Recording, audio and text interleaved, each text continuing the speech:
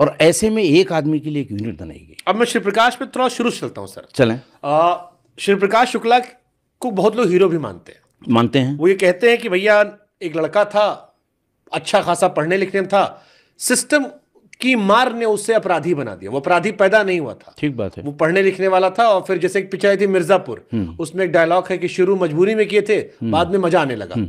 क्या ये डायलॉग श्री प्रकाश शुक्ला पर सटीक बैठता है? बिल्कुल सटीक बैठता है, 100% सटीक बैठता है कि शुरू मजबूरी में किया। देखिए, शुरू जब भी किया उसने मजबूरी में किया, लेकिन उसके बाद जिसको कहते हैं मुंह में खून लगना, शुरुआत उसने की। देखिए किस तरह सिस्टमेटिकली उसने अपने लिए एक नया एम्पायर खड़ा करने की कोशिश की।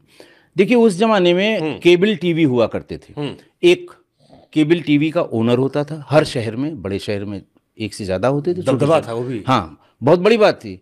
किसी को अगर अपना चैनल चलवाना है तो जब तक आप उनको पैसा नहीं देंगे, वो आपका चैनल चाहे जितना बड़ा चैनल हो, न्यूज़ चैनल, वो लगेगा नहीं, वो नंबर 1 पे नहीं आएगा, 50 पे आएगा, आप ढूंढते रह जाएंगे। इतना दबदबा था। अच्छा साहब, उन्होंने कनेक्शन बांट दिए, झोपड़पट्टी भी बांट दिए, बहुत ख़राब जगह जहाँ अच्छे लोग नहीं रहते वहाँ भी बांट दिए। अब उनसे 150 रुपये, 200 रुपये या 300 रुपये महीना जो वसूलना है, उसके लिए फिर उनको गुंडे रखने पड़े। जैसे आज की तारीख में ये जो इंश्योरेंस कंपनी वाले गाड़ी खिंचवाने के लिए गुंडों की एक फ़ौज रखते हैं कि भाई इन्होंने 1 किश्त दी है, 6 किश्त नहीं दी, गाड़ी खींच लो। अब आपकी पत्नी बैठी है, बेटा बैठी है, बेटा सबको मार के बाहर कर देंगे, गाड़ी खींच के अपने यार्ड में खड़ी कर देंगे।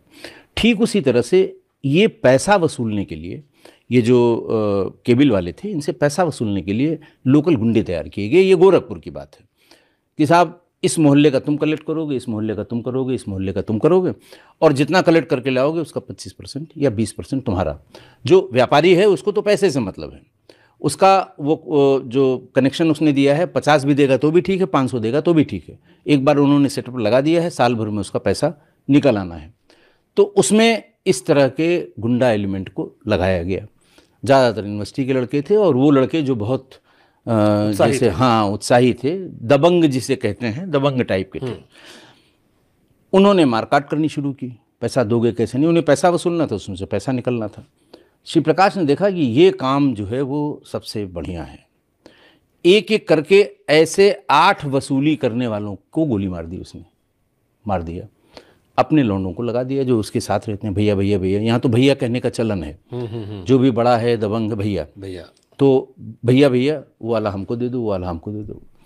और उसकी छवि ऐसी बन गई कि अगर किसी को कोई कॉन्ट्रैक्ट गोरखपुर में लेना है या देना है तो बिना श्री प्रकाश के नहीं हो सकता, क्योंकि देखिए पूरा का पूरा केबल का व्यवसाय उसने एक बार में कब्जा कर लिया, वो भी 6-8 महीने में 8 बड़े मर्डर किए उसने।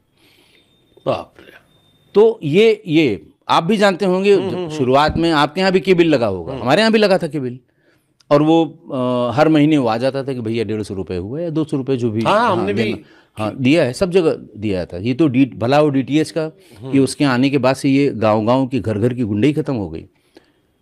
नहीं तो ऐसे रौब से कहते थे भाई हम 3 बार आ चुके हैं, पैसा दे दीजिए।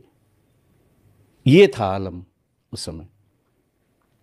तो ये जो सिस्टमेटिक वो हुआ गुंडई का, जैसे उसका आगाज था गुंडई, ये उसकी गुंडई का। अच्छा, इससे पहले जो एक कहानी आती है कि उसकी बहन जा रही थी, वीरेंद्र शाही किसी आदमी ने छेड़ दिया था, फिर इसने मार दिया, वो मर गए गलती से, वो सच्ची है वो भी फर्जी कहानी है? देखिए कहानी तो उसमें एक मर्डर तो तब हुआ था, इसने किया था कि नहीं किया था, लेकिन ये इस घटना के बाद जब पुलिस इसे ढूंढने लगी तो ये थाईलैंड भाग गया, बैंकॉक भाग गया। तो ये माना गया कि ये उस मर्डर में शामिल था, और काफ़ी दिन बाद वो लौट के आया वहाँ से।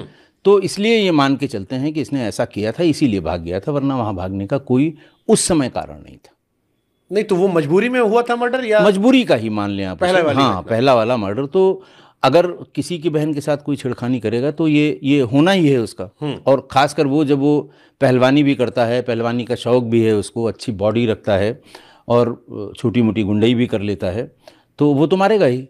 तो वहां से लौटे वीरेंद्र शाही का दबदबा चलता है। इनको शरण कौन देता है? देखिए, क्योंकि बिना शरण के तो ये अकेले वीरेंद्र शाही के दबदबे की बात मत करिए। वो रेलवे का एक हेडक्वार्टर है गोरखपुर का, मुझे ध्यान नहीं कि नॉर्थ ईस्टर्न रेलवे का है, नॉर्दर्न रेलवे का एक हेडक्वार्टर है। उसका catchment area part of Bihar और उत्तर प्रदेश का वो पार्ट है। उस जमाने में भी टेंडर ऑनलाइन नहीं हुआ करते थे, पेपर टेंडर होते थे। सूरज भान सिंह। तो